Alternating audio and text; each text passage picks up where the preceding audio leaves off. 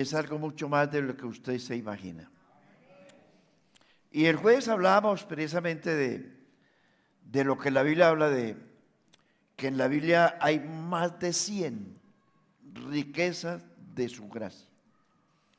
Y me retrocedo un poquito para los hermanos que no vinieron, decirles que uno es salvo, el cristiano es salvo, aunque esto lo he dicho muchas veces, pero desde el momento en que usted se bautizó en el nombre de Jesús, por eso los amigos les insto, usted debe, y voy a mencionar las 5 cosas iniciales que debe tener un cristiano. Primero, para ser salvo, primero tiene que oír la palabra de Dios. La fe viene por el oír y el oír por la palabra de Dios. El que oye mi palabra y cree, tiene vida eterna. El que creyere y fuere bautizado será salvo, mas el que no creyere será condenado. Pero lo primero que es oír. Hebreos dice que a los israelitas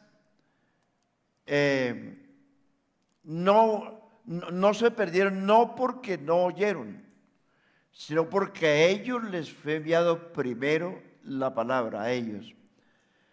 Pero no les aprovechó por no ir acompañada de fe en los que la creyeron. Entonces la palabra tiene que ir acompañada. Primero hay que oírla y luego creerla. Oír, creer, aceptar, arrepentirse y bautizarse en el nombre de Jesús. Esos son los 5 primeros pasos para los 38 amigos que hay aquí. Oír, creer, aceptar, arrepentirse y bautizarse, no en la Trinidad, sino en el nombre de Jesucristo. Porque no hay otro nombre bajo el cielo dado a los hombres en que podamos ser salvos. Y llamará su nombre Jesús, porque Él salvará a su pueblo de sus pecados. Y teniendo este sello, conoce el Señor a los que son suyos. Y apártese de iniquidad todo aquel que invoca el nombre de Cristo. Entonces, el bautismo para niños y menos en la Trinidad no es válido, porque no hay Trinidad. Hay un solo Dios verdadero. Jesús de Nazaret es el único y sabio Dios verdadero. Dios no es un Dios partido, ni es un Dios compuesto. Dice la Trinidad que Dios es uno compuesto. No, nosotros creemos en un Dios numérico, no compuesto. Porque una unidad compuesta es una iglesia compuesta de muchos. Un ejército, un batallón, etcétera. Pero cuando hablamos de algo numérico, uno único, la Biblia dice que Él es único. Al único, dice Judas 25, al único y sabio Dios, sea honor, gloria y honra por los siglos de los siglos, al único. Y eso lo cantaban los hermanos. Gracias por la alabanza de hoy, maravilla.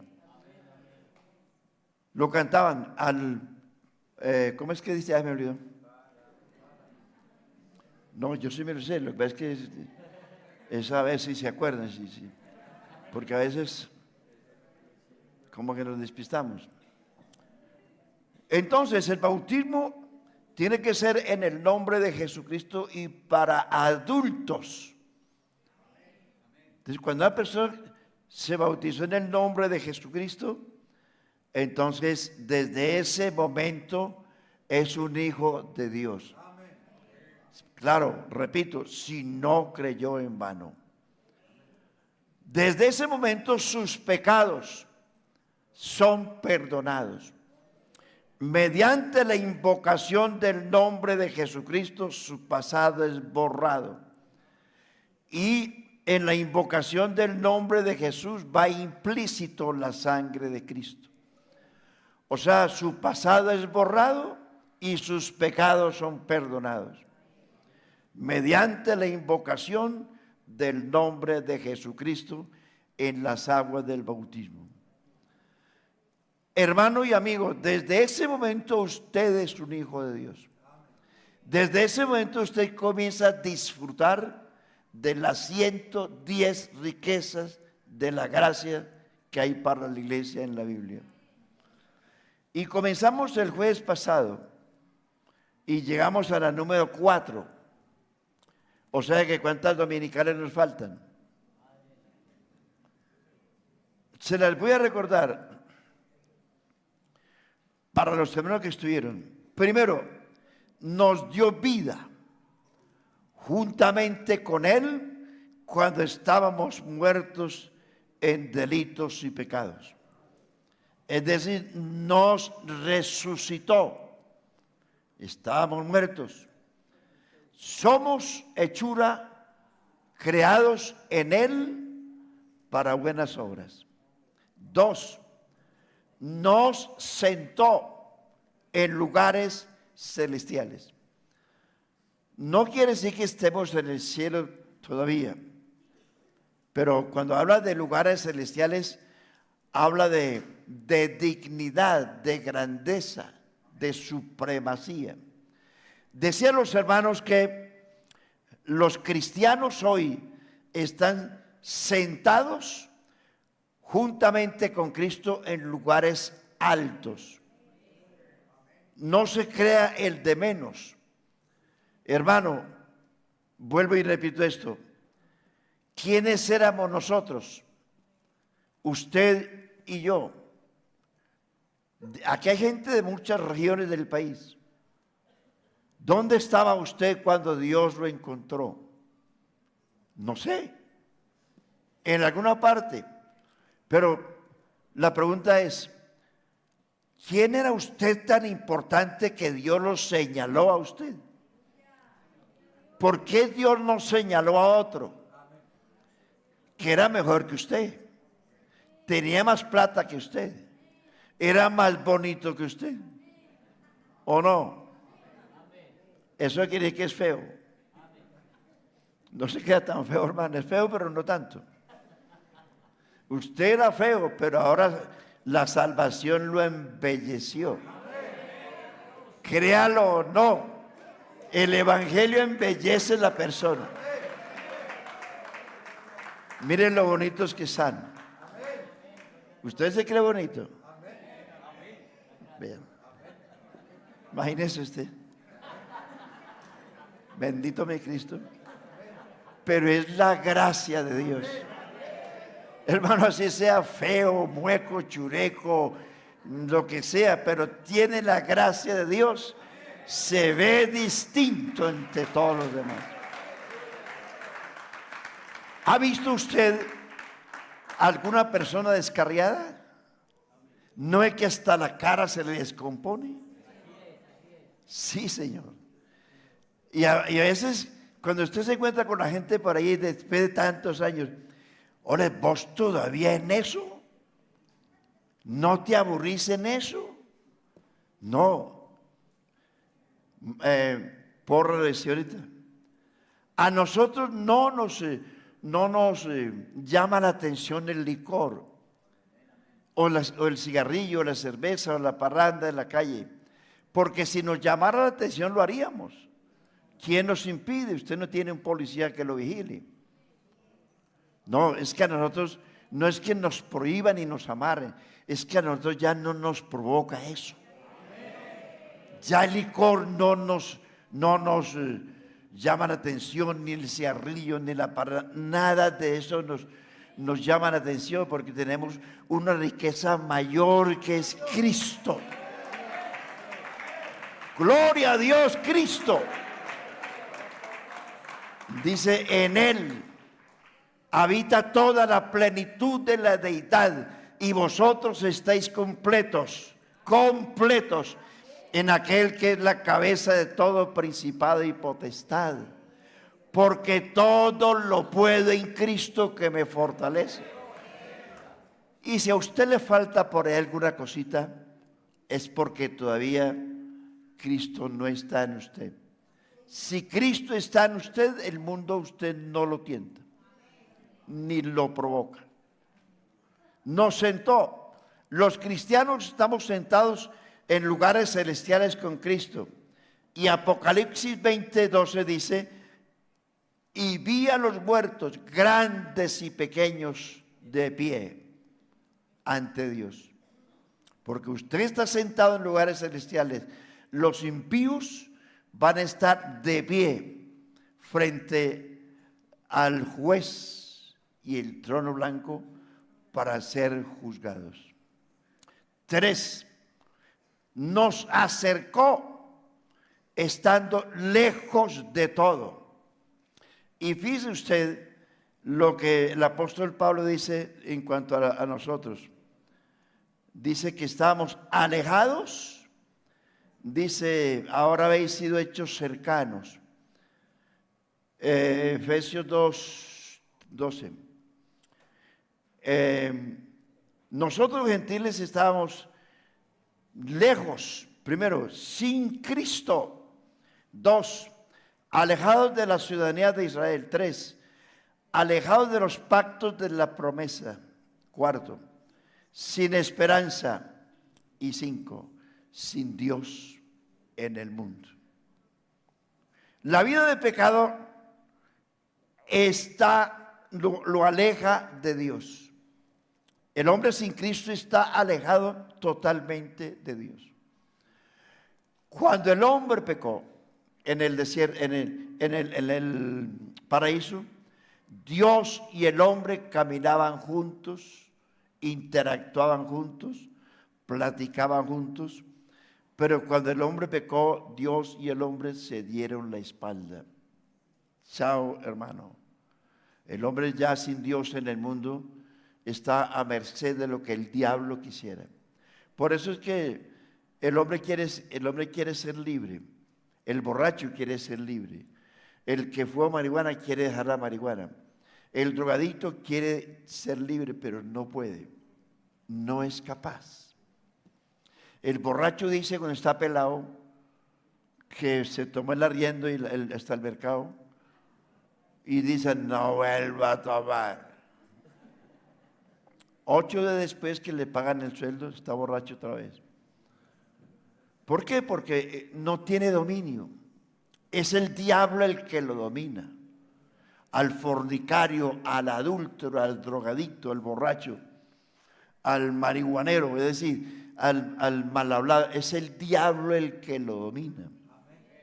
Y así éramos todos nosotros. Todos éramos así, dominados por Satanás. Hasta el día en que Jesucristo nos encontró.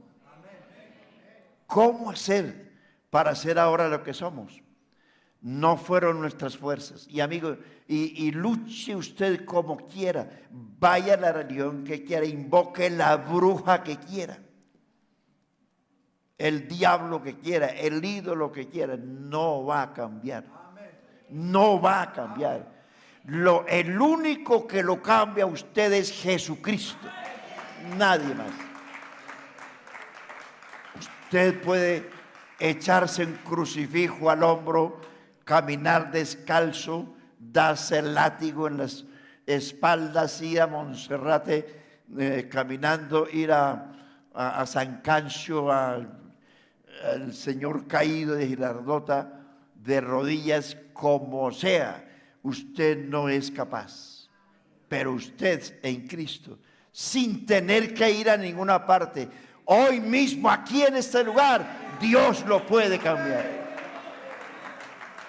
Dios lo puede cambiar. Dios lo puede hacer una nueva criatura, porque eso éramos todos. Eso dice Pablo. Esto erais algunos, mas ahora ya habéis sido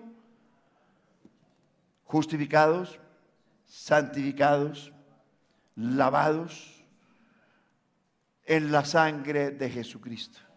Sin esfuerzo, simplemente un día vinimos a un lugar de estos, nos arrodillamos, oraron por nosotros y nos levantamos distintos.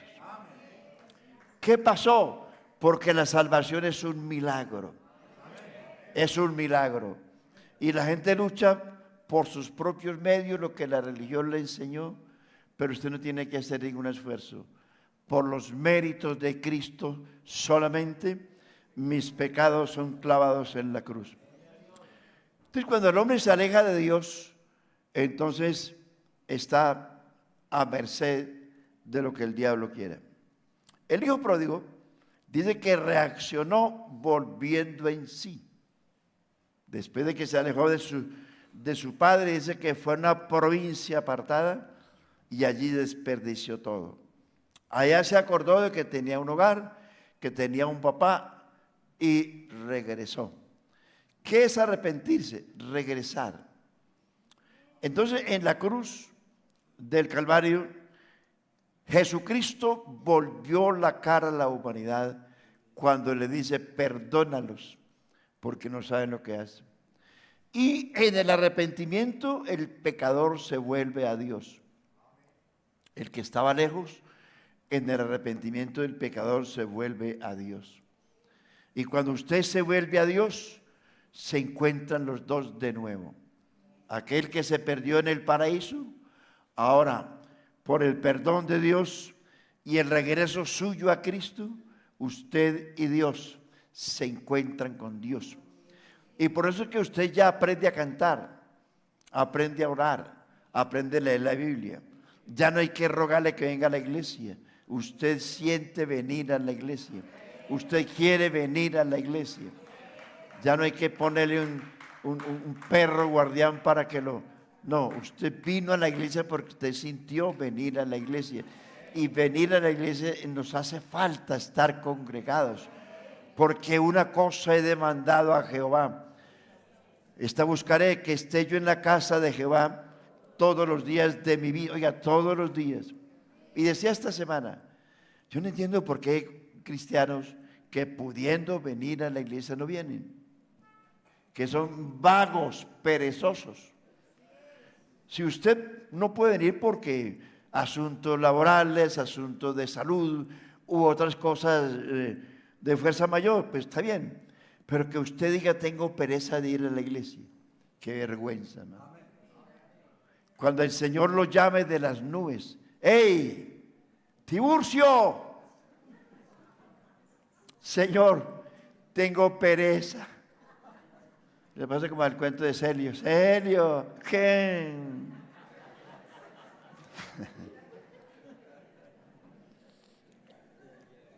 No. Se la embarra toda hora, hermano. Les da pereza. Cuarto, nos hizo uno, porque Él es nuestra paz, que de ambos pueblos, judíos y gentiles, hizo uno, matando las contiendas en la cruz del Calvario. ¿Dónde fue que quedamos el jueves? ¿Aquí en el cuarto? En el cuarto. Sí fue así. A ver los que no vinieron el jueves, ¿dónde quedamos? Voy para el cuarto entonces. Bueno, entonces me detengo un poquito. Nos hizo uno, dice la Biblia, Efesios 2:14, porque Él es nuestra paz, que de ambos pueblos hizo uno. Antes de la cruz, la relación entre judíos y gentiles era una contienda. La acción de convertir dos pueblos enemigos en uno, Pablo lo describe de esta manera. Él es nuestra paz. 2:15.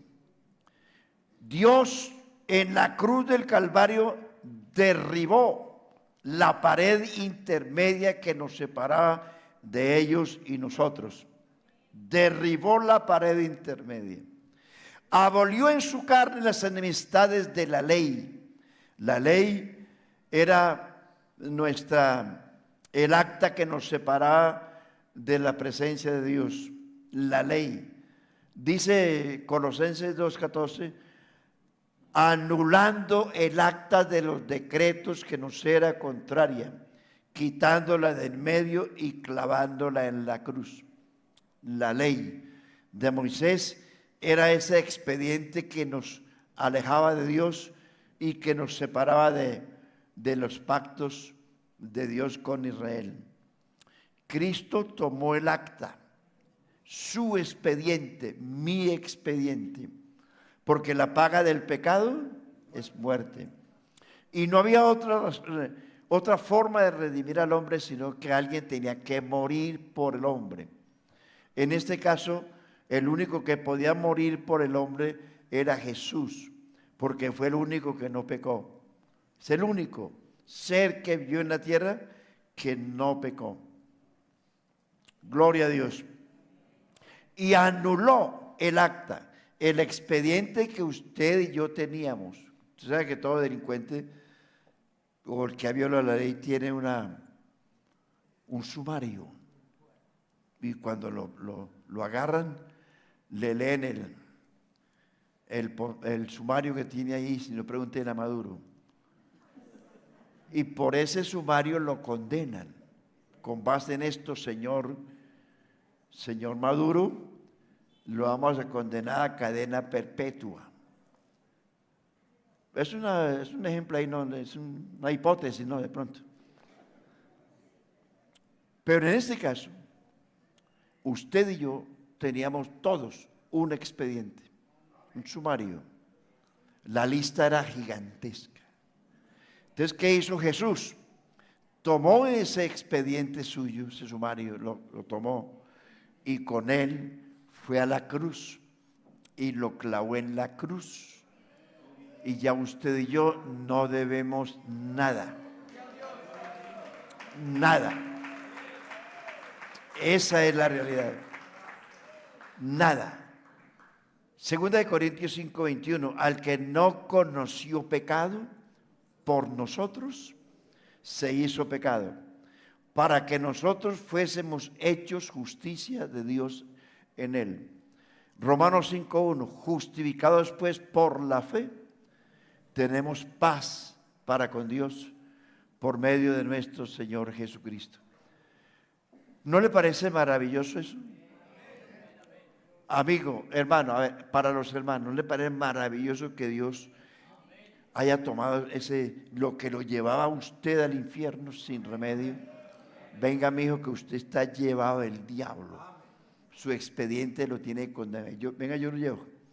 Lo tomó, se dejó clavar en la cruz y en la cruz quedaron clavados sus pecados. Por eso, iglesia, no hay que estar viniendo aquí al altar pidiendo perdón a toda hora. Si usted vive así, es porque es un cristiano mediocre. Yo no vivo pidiendo perdón, vivo dando gracias a Dios todos los días. Siempre yo recuerdo de dónde me sacó el Señor y hasta dónde fue el Señor, pasando por encima de miles que habían adelante de mí. Y lo hizo con usted. No sé en qué barrio se conoció el Señor, en qué municipio, en qué vereda, en qué corregimiento. Yo soy de un corregimiento por allá del viejo Caldas. Y yo todos los días le digo, todos los días le doy gracias al Señor. ¿Qué tenía yo para que hayas pasado por aquí, por aquí, por aquí? Y te hayas ido de un corregimiento pequeñito donde solamente nosotros éramos cristianos, los demás eran religiosos. Pudiera Dios haber escogido a otro, ¿cierto? igual con usted. Dios pudiera haber escogido otro u otros mejores que usted. Pero ¿por qué usted? Por eso, hermano, siéntase privilegiado. Siéntase honrado. Siéntase agradecido, hombre. Para decir que hay cristianos, ay, qué pereza ir a la iglesia. Hombre, malagradecido. Nadie sabe qué tiene sino cuando lo pierde. Nadie sabe. ¿Usted cree que el rico en el infierno, cuando vio a Lázaro en el paraíso, qué pensaría el rico? ¿Cuánto suplicó? ¿Cuánto? Y al escuchar siempre la negativa de Abraham, no se puede. No se puede. Acuérdate que en tu vida tuviste muchos bienes, muchos, pero este no tuvo nada. Mas ahora tú eres atormentado y este aquí es consolado. No se puede. Gloria a Dios. ¿Me está entendiendo? ¿Por qué? Porque hay una sola oportunidad. No se puede. Señor, bueno, ya que no se puede, ¿qué? Entonces, ¿por qué envía a Lázaro para que le hable a mis hermanos? Yo tengo más hermanos, tengo una familia entera que viven como yo, perdidos, para que les anuncien, para que les digan dónde estoy yo, estoy llevado del diablo. Dice Abraham, tampoco se puede. ¿No le parece mucha desgracia eso? No se puede. No. ¿Por qué no se puede? Porque a Moisés y a los profetas tienen allá, que los oigan a ellos. Sí, Señor, pero si de pronto alguien se levanta a los muertos y les anuncia, van a creer. No, tampoco se puede. Porque si no creen a Moisés y a los profetas, tampoco se van a persuadir, aunque alguien se levantara de los muertos. Porque eso es lo que la gente dice. Bueno, ¿y quién vino de allá para que diga eso? Pues nada más y nada menos que Jesucristo de Nazaret. Nada más que Jesús. Él vino de la tumba, salió de la tumba, suelto los dolores de la muerte, y dice: aquí estoy yo, el que vivo y estuve muerto, pero ahora tengo las llaves de la muerte y del infierno. Nada menos que ¿quién vino? Nada menos Jesucristo. Y el apóstol Pablo dice: mas ahora Cristo ha resucitado de los muertos, primicias de los que durmieron es hecho. Jesucristo en la cruz mató las enemistades. Jesucristo en la cruz mató al diablo. Eso dice Hebreos 2:14. Jesucristo en la tumba mató la muerte. De la mano del Seol los redimiré y los libraré de la muerte. Oh muerte, yo seré tu muerte. Jesucristo es la muerte de la muerte. Jesucristo en la cruz mató al diablo y en la tumba mató la muerte. Gloria a Dios. Ahora somos una nueva criatura. Dice que anunció las nuevas de paz a los que estaban cerca y a los que estaban lejos. Los que estaban cerca eran los judíos y los que estaban lejos éramos nosotros. 5. Nos dio entrada a su presencia. Yo le decía al hermano juez, mire, subraya la palabra nos, no me.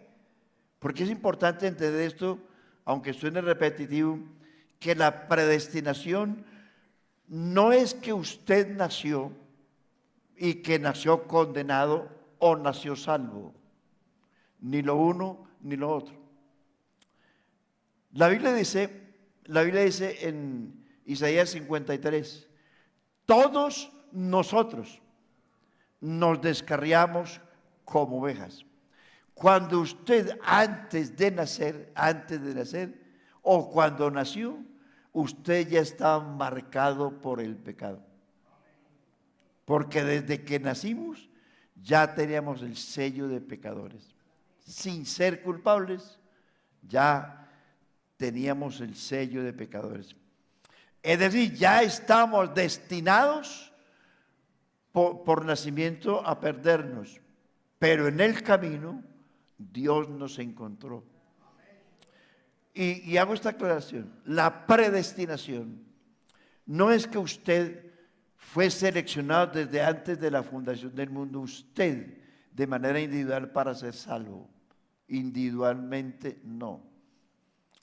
Jesucristo escogió de Israel, fue una nación, dice que los adoptó, y de nosotros fue una iglesia. Esta iglesia en términos globales. Esta iglesia es el cuerpo de Cristo, y un cuerpo se compone de muchos miembros. Entonces, los textos que estoy citando aquí en este estudio siempre dice: nos dio vida, nos sentó, nos acercó, nos hizo uno. Ahora, dice que nos dio entrada, no me, sino nos. Está hablando en términos generales de la iglesia. Entonces, lo que Dios predestinó, y lo repito otra vez, no fue a mí solo, porque la famosa religión de Creciendo en Gracia dice que usted ha sido seleccionado para ser salvo, haga lo bueno o haga lo malo. No es así. Pablo dice: la gracia del Señor se ha revelado desde el cielo contra toda impiedad, enseñándonos, ¿qué dice? Que hay que renunciar a toda impiedad. Vivamos en este siglo sobria, justa y piadosamente. Es decir, que si usted no renuncia a su maldad, se pierde. Pero si usted se arrepiente, se convierte, lo que hace Dios es traerlo a la iglesia, unirlo a la iglesia, injertarlo a este cuerpo, adoptarlo como hijo de Dios. Pero si se aparta, chao, hermano. El hijo pródigo regresó haciéndose pasar por jornalero, pero el hijo pródigo ya no tenía herencia, ya se la había gastado. Por gracia su padre lo recibió en la casa, claro, pero él ya no tenía herencia, porque la malgastó. La herencia era del hijo que se quedó. Entonces, son cosas que hay que tener en cuenta. Usted y yo somos salvos si perseveramos. Si usted se aparta de Cristo, se pierde como cualquier impío, hermano. Y un día estos hacemos un estudio sobre los pecados de muerte. Hay en la Biblia 14 pecados de muerte que no los comete el inconverso, los cometen los cristianos. A veces conscientes, a veces o inconscientes. Pero es muy importante conocerlos cuáles son, para de pronto no caer en esa situación. ¿Cuál es el número 5? Nos dio entrada a su presencia. Dice Pablo: porque por medio de él, los unos y los otros, judíos y gentiles, tenemos entrada por un mismo espíritu al Padre. Cristo dijo: yo soy el camino, la verdad y la vida. Nadie viene al Padre sino por mí. Cristo dijo: yo soy la puerta. El que por mí entrare será salvo. O sea, hay un camino, hay una puerta y hay que entrar por ella.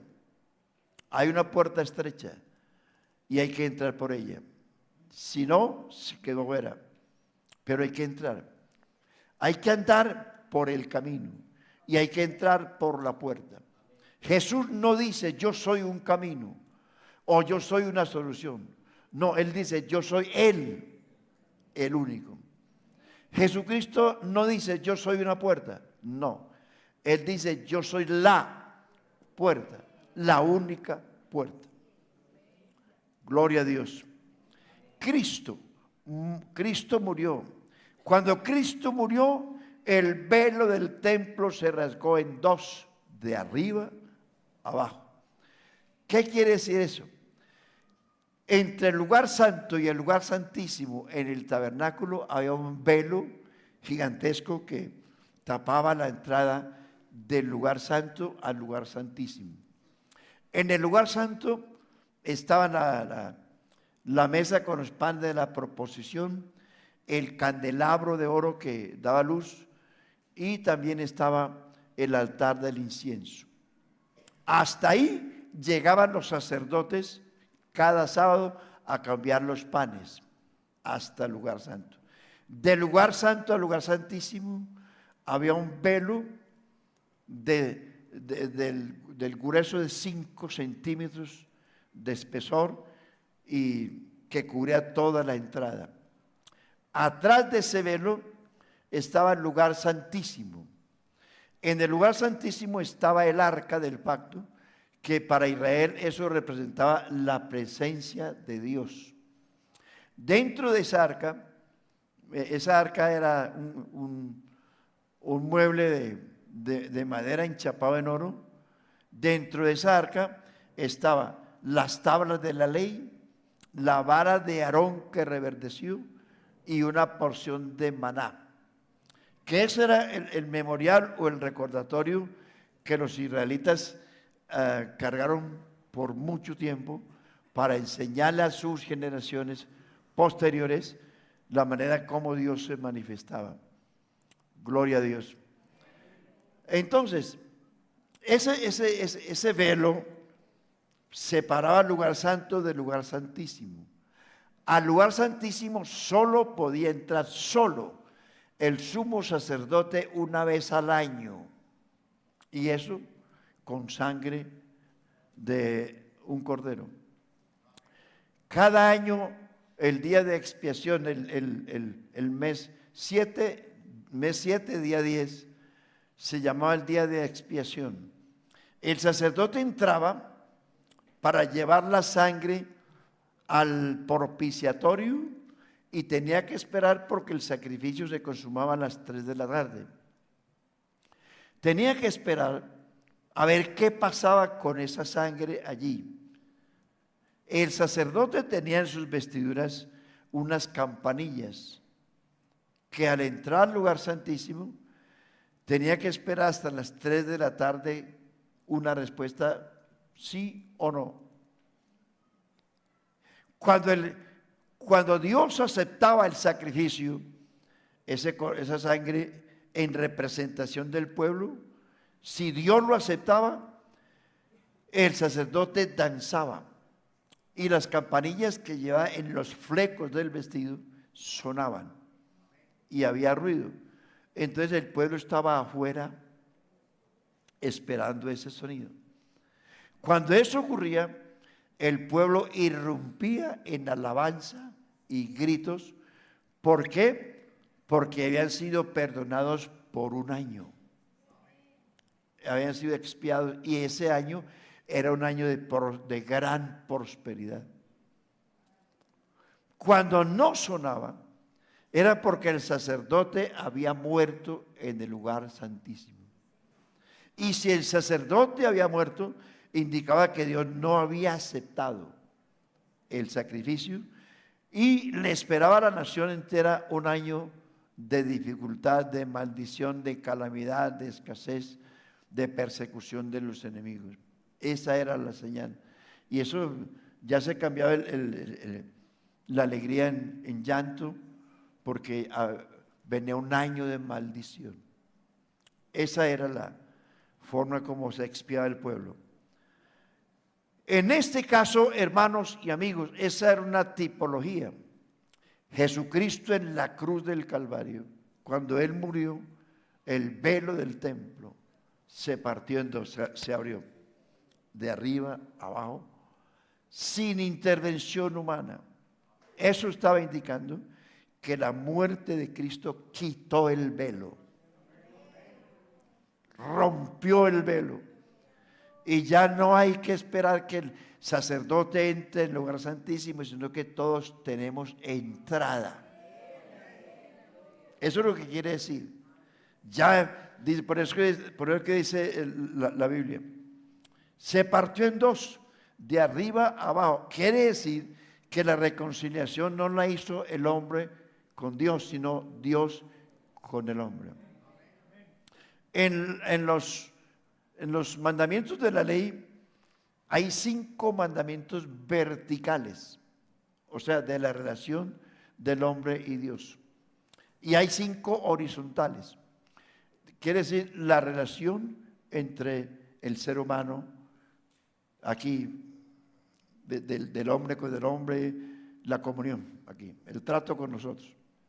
En el Padre Nuestro hay 6 puntos verticales y 4 horizontales.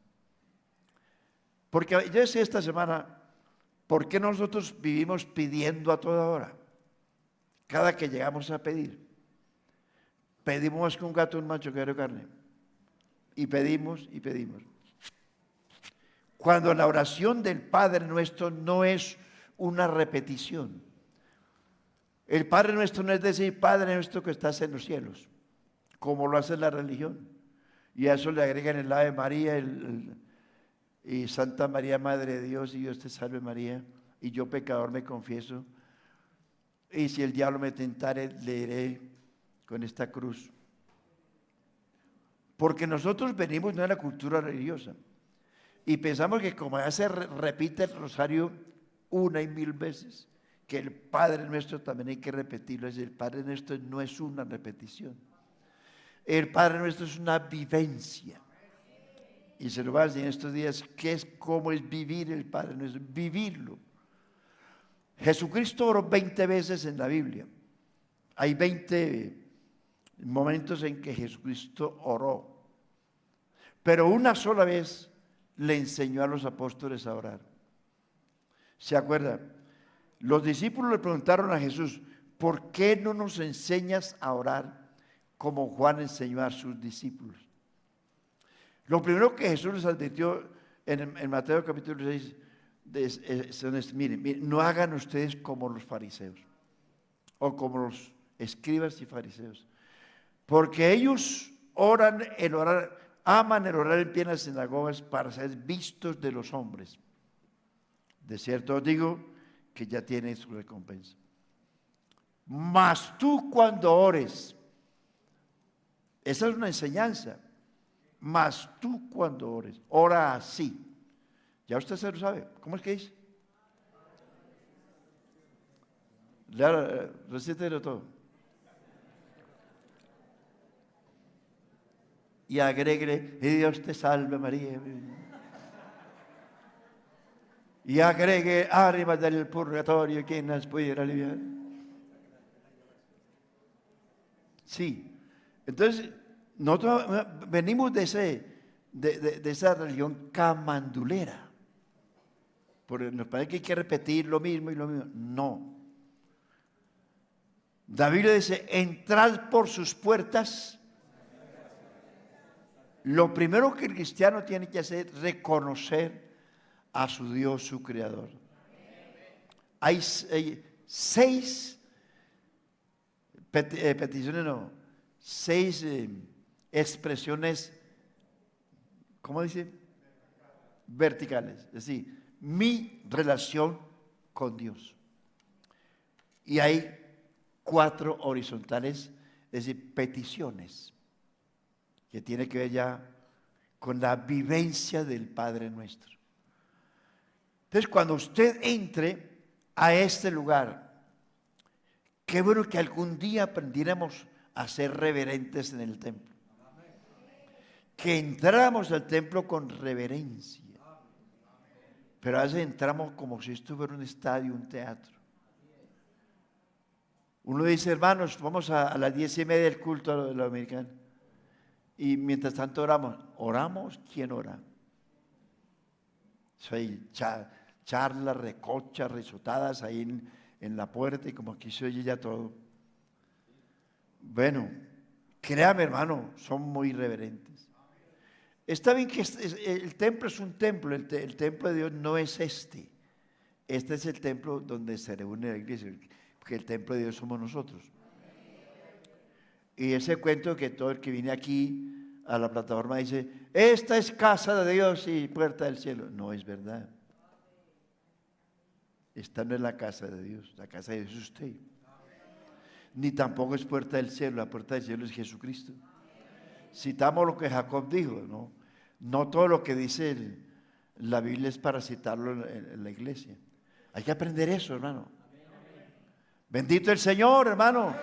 ¿Cuántos tienen sueño? Qué bueno. Maravilla, maravilla. Los felicito. Pastor tiene la culpa que les puso sillas dormilonas, hermano. Sigan roncando, falta media hora.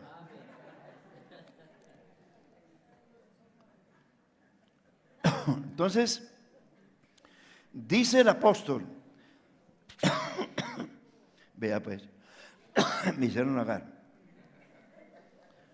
Dice el Hebreos, ahora tenemos libertad para entrar al lugar santísimo por la sangre de Jesucristo, por el camino nuevo y vivo que Él nos abrió a través del velo, esto es su carne. Hebreos 9, 10, 19. Es decir, ya no hay que darle vueltas a esto, sino que usted entra directo al lugar santísimo. Gloria a Dios. 6. Nos hizo, note la verdad, nos hizo conciudadanos de los santos y miembros de la familia de Dios. Efesios capítulo 2, versículo 19. En este capítulo hay muchos contrastes entre creyentes de ahora y lo que éramos. Creyentes, oiga esto, hermano, en lo que somos hoy y lo que éramos. ¿Se acuerda de lo que éramos? ¿Qué éramos? Vuelvo al punto número 4.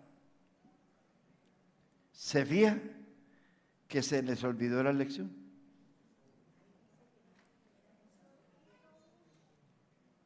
Gloria a Dios. ¿Qué éramos nosotros? En aquel tiempo estábamos.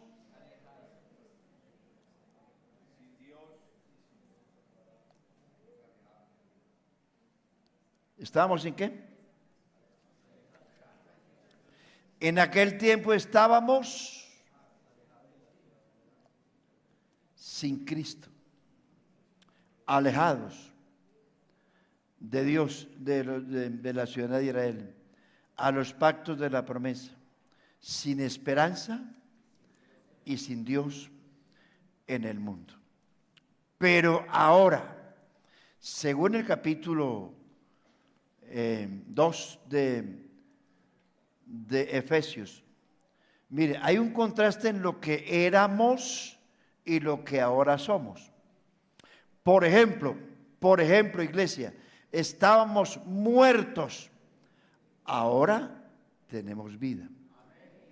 Seguíamos la corriente del mundo, ahora estamos sentados en lugares celestiales. Estábamos en delitos, muertos en delitos y pecados, ahora creados para buenas obras. Estábamos lejos, ahora hemos sido hechos cercanos por la sangre de Jesucristo. Gloria a Dios. Éramos dos pueblos divididos, judíos y gentiles. Ahora somos una iglesia. Estamos afuera, ahora tenemos entrada. Éramos extranjeros y advenedizos, ahora somos hechos conciudadanos y miembros de la familia de Dios. Por eso, iglesia, en medio de tanta pedidera, usted y yo tenemos mucho por qué darle gracias a Dios todos los días. Gracias. ¿Por qué dar gracias a Dios?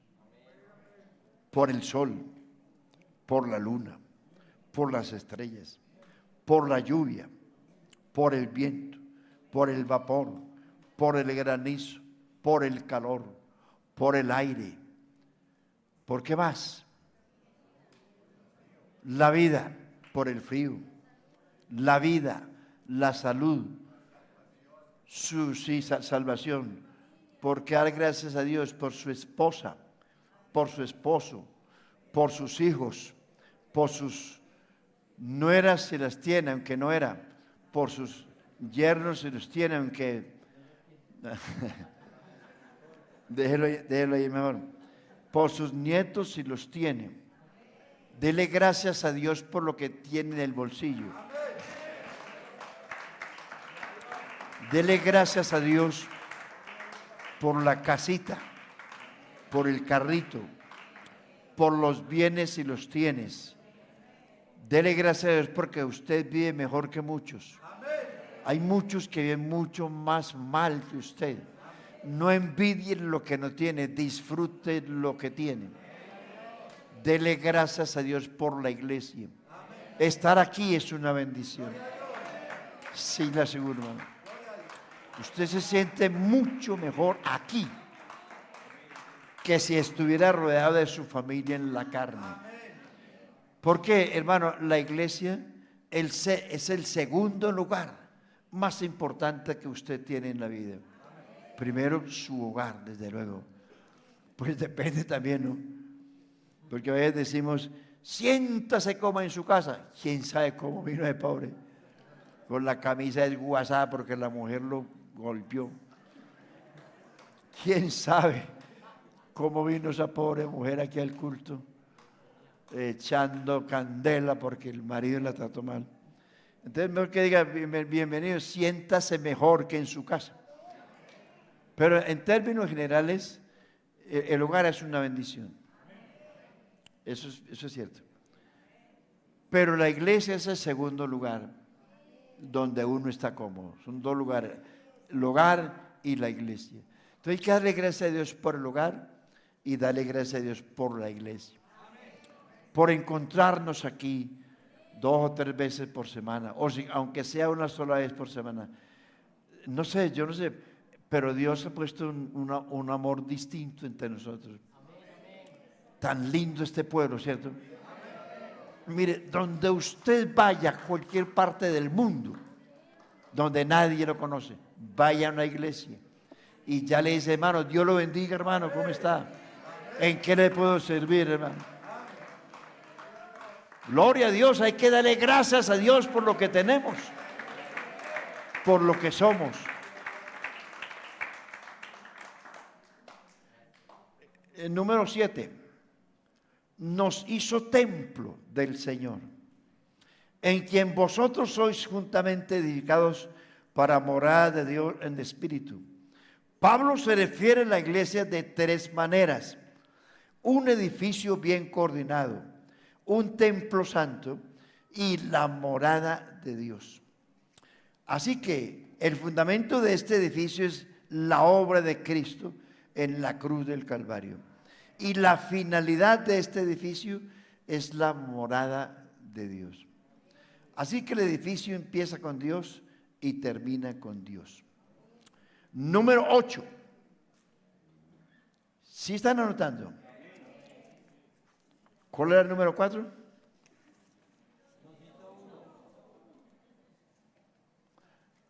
Ramiro, ¿cuál es la 4? No está bien, cuidado. Así es como lo despista uno. La número 8. Nos bendijo con toda bendición espiritual en los lugares celestiales en Cristo. El mundo atribuye a Dios cualidades negativas tales como un Dios que castiga, un Dios que juzga, un Dios que condena.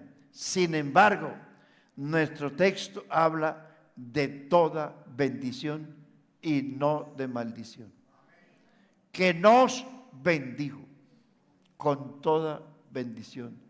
De ahí es donde arrancamos las riquezas de su gracia, toda bendición.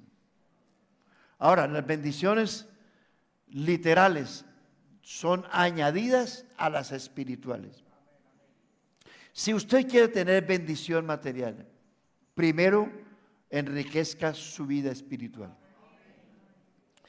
Y no ande pensando que como Israel, que fue tal y tal cosa. Israel fue un pueblo terrenal y tiene bendiciones terrenales. Y las promesas de Israel son terrenales. Las promesas de la iglesia no son terrenales, son espirituales. Porque somos un pueblo celestial con promesas celestiales y promesas eternas. Israel, las promesas de Israel, para que no se compare con ellos. Ellos tienen otras promesas diferentes a la iglesia. Israel va a ser el mayordomo de Cristo en el milenio. La iglesia será la esposa de Cristo en el milenio. Ahora usted escoge si quiere ser mayordomo del dueño de la hacienda o la esposa del dueño de la hacienda. ¿Qué quiere usted? Claro. Entonces, las bendiciones de ellos son literalmente materiales todas. Una tierra prometida, una tierra. Y van a tener una tierra en el milenio. Entonces, por eso es que esas cancioncitas que cantamos a veces, cuando dice, a tierra de Canaán, ¿cómo es que dice? Aleluya, a tierra de Canaán. A ver, muchachos, ¿qué? No me hagan quedar mal, hombre. Voy de camino. Sí, eso es una bobada. Porque esa canción no tiene que ver con... Usted no va para Canaán. ¿Qué tal? Otra canción que cantábamos, que dice, cuando Jehová... Y danzábamos cantando. La cautividad de Sión no tiene que ver la iglesia, porque nosotros ni somos cautivos, ni venimos de Sión, ni vamos para Sión. Eso lo cantaron los israelitas cuando estuvieron en esclavitud en Babilonia. Entonces hay cosas que se dijeron dependiendo de las circunstancias del momento que no aplican para nosotros. Por eso hay que saber cantar y saber que la alabanza debe tener un contenido espiritual acorde al tiempo en que vivimos y acorde a lo que es la iglesia. Gloria a Dios. Otro coro que cantamos que dice, tan bueno al último, ¿cómo es?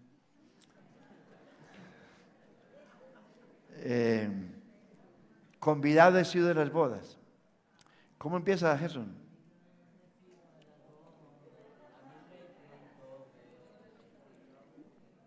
No, pero tiene un comienzo.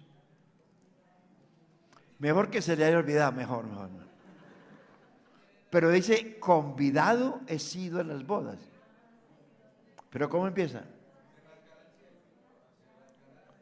No, ¿cuál cielo?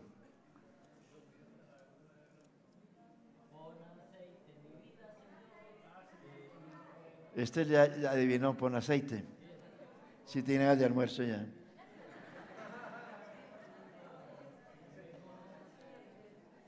Sí, ese es. Entonces, de convidado he sido a las bodas. Usted no es convidado. La iglesia no es convidada. La iglesia es parte de la boda. Los convidados a las bodas van a ser los judíos al final, pero la iglesia no. Entonces, cositas así de esas es las que nosotros tenemos que cuidarnos.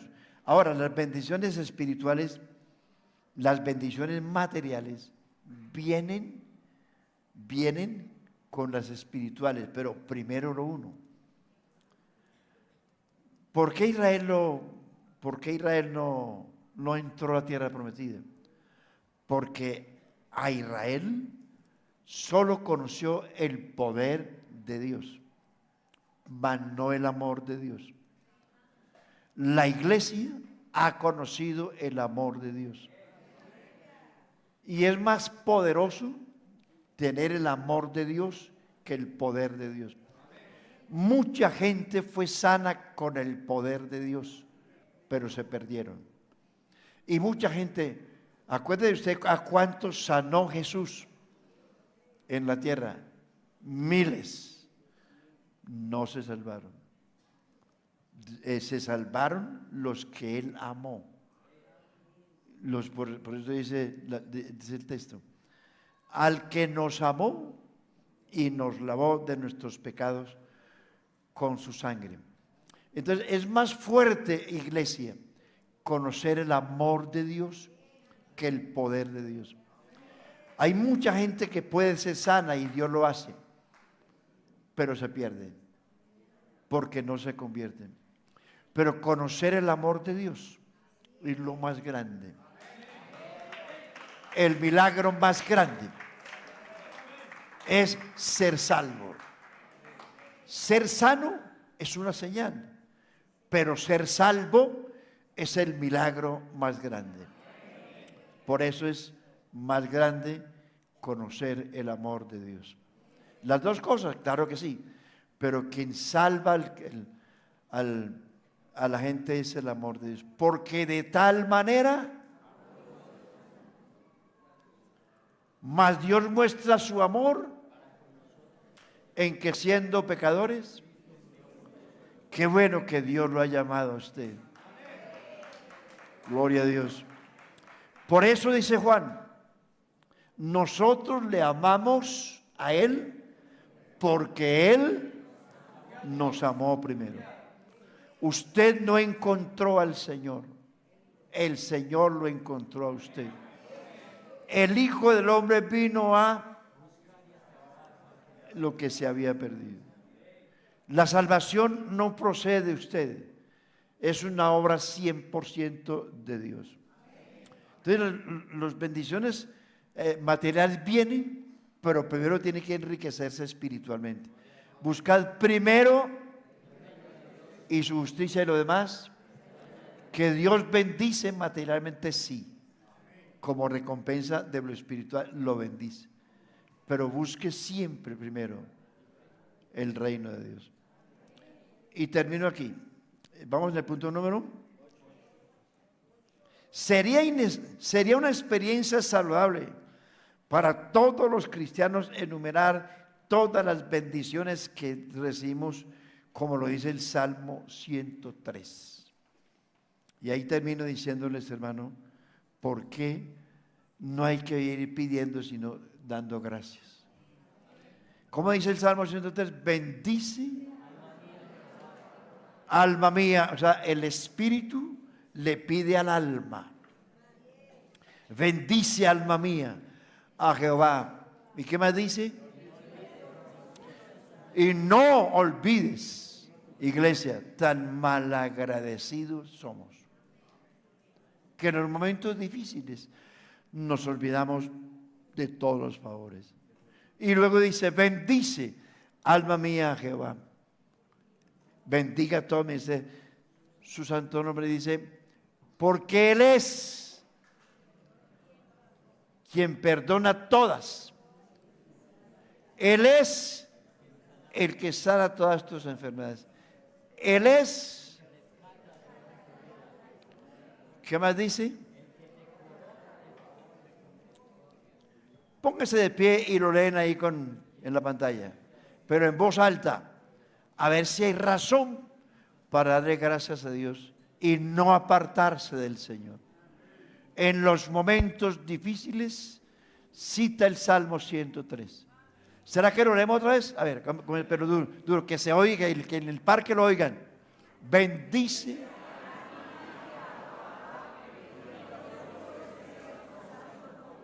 Síguelo, hermano.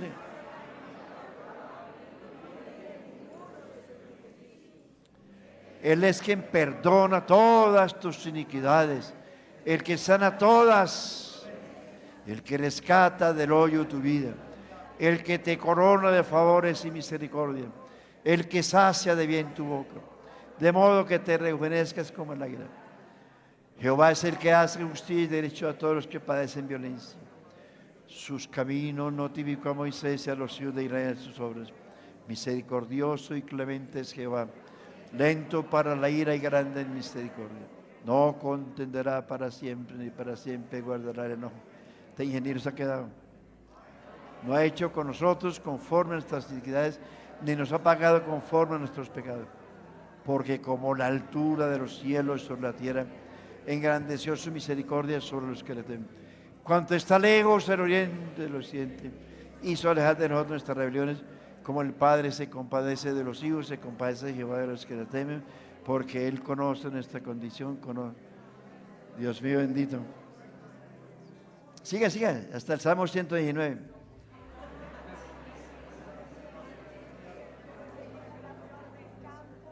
¿Qué pasó, ingeniero?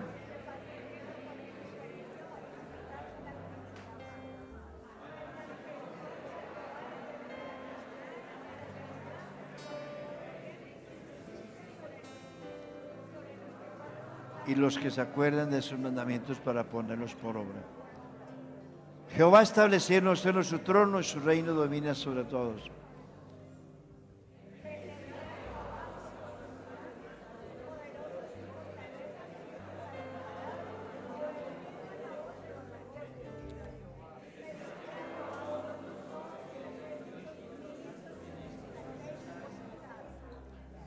Amén. Gloria a Dios. Amén, amén. Un aplauso.